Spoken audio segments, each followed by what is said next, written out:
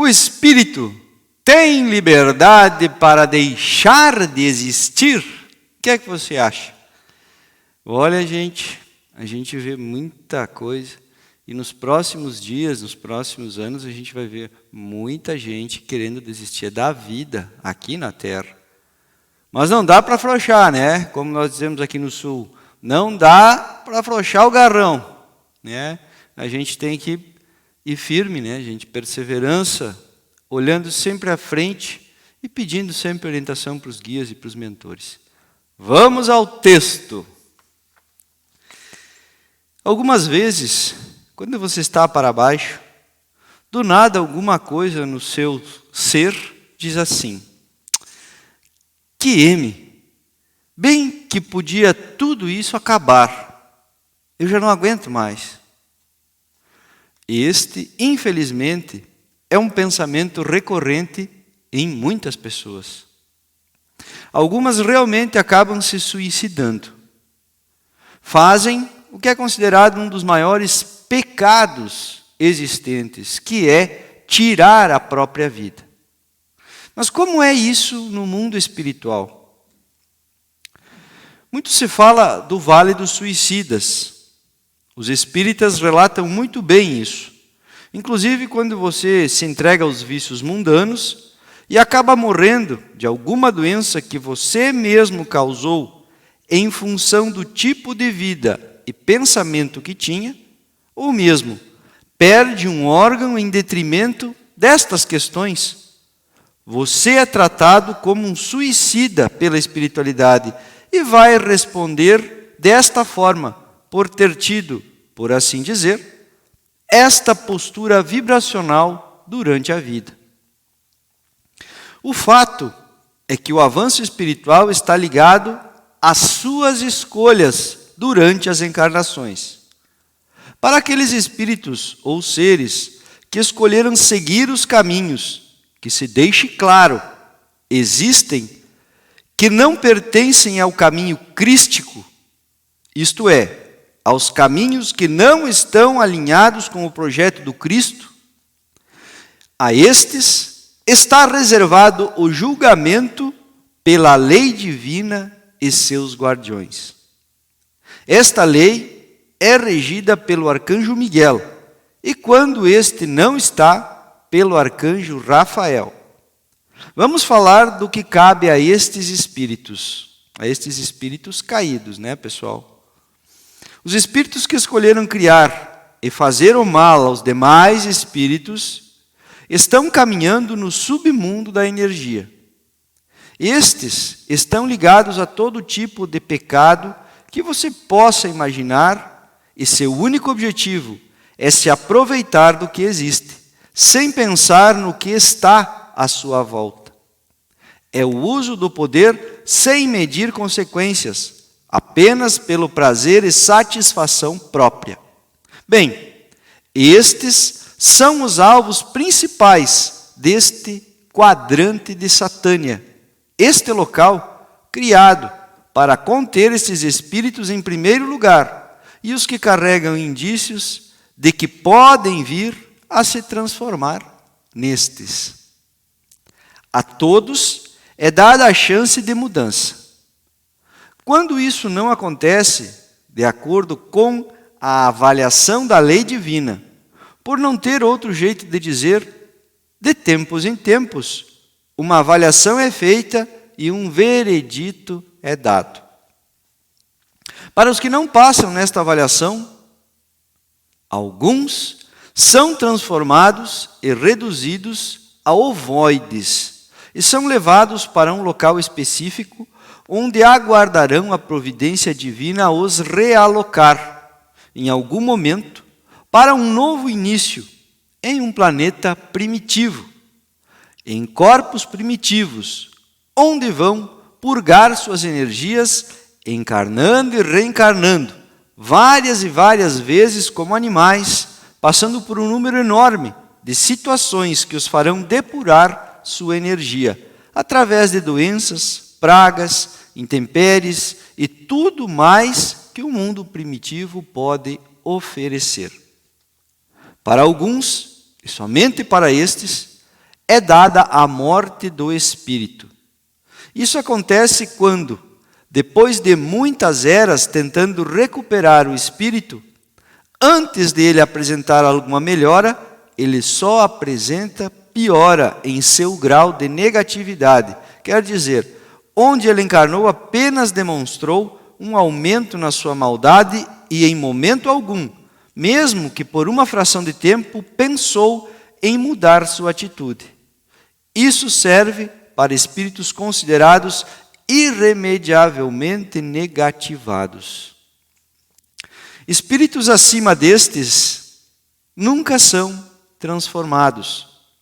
Alguns são colocados como animais por um tempo e voltam a encarnar como humanos compulsoriamente. Quer dizer, não têm escolha e ganham uma chance de se melhorarem.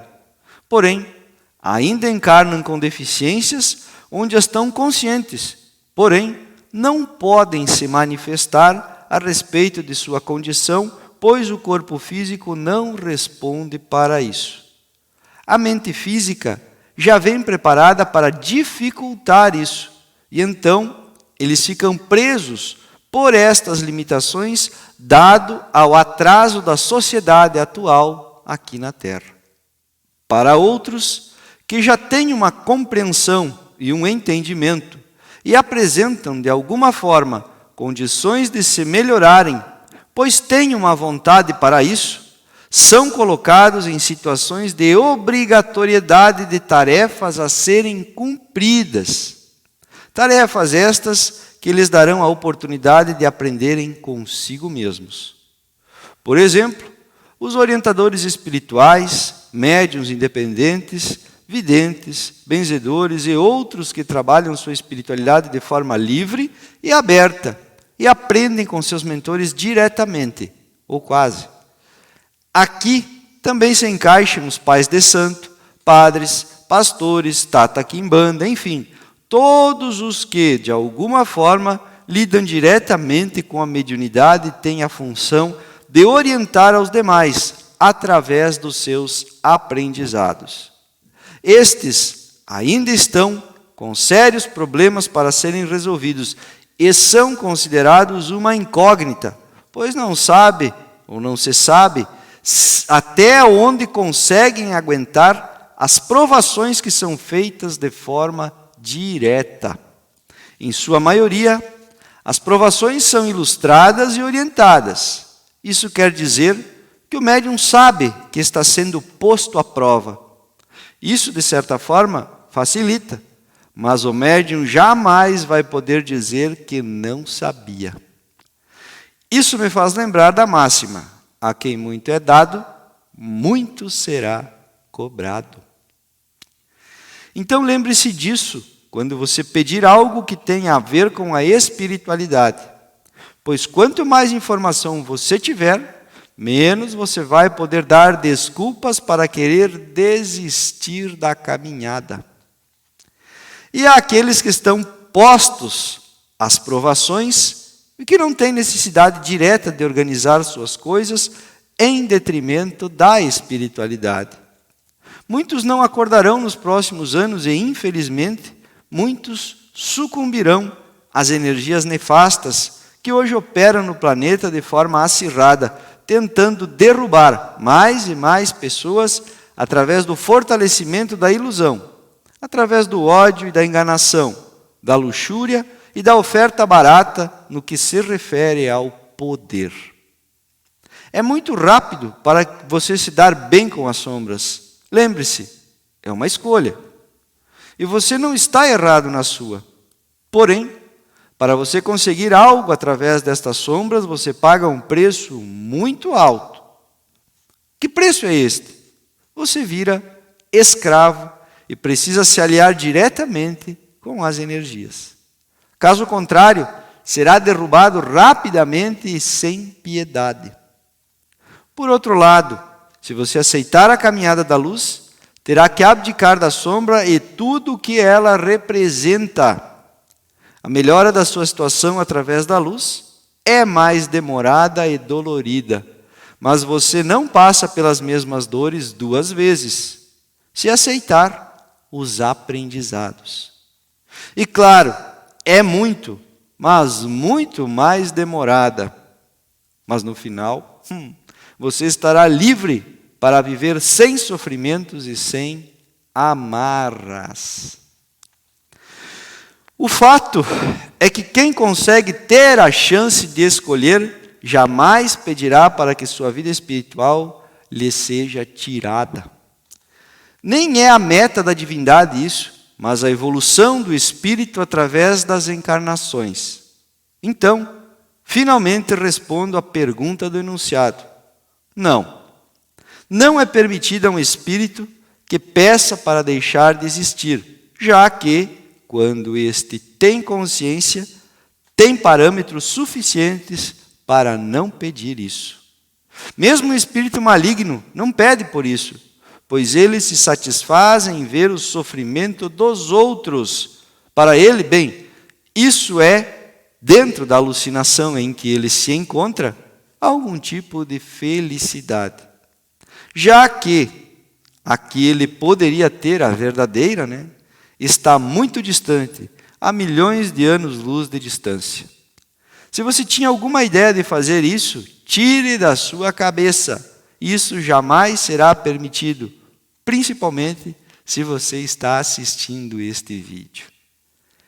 Esta é a espiritualidade vertical. Te inscreva no canal, ative o sininho, deixa o teu like, deixa o teu comentário e, gente, deixa a tua pergunta que eu te respondo com o maior prazer. Eu espero que vocês tenham gostado e eu aguardo vocês no próximo vídeo. Vem comigo, vem bater um papo.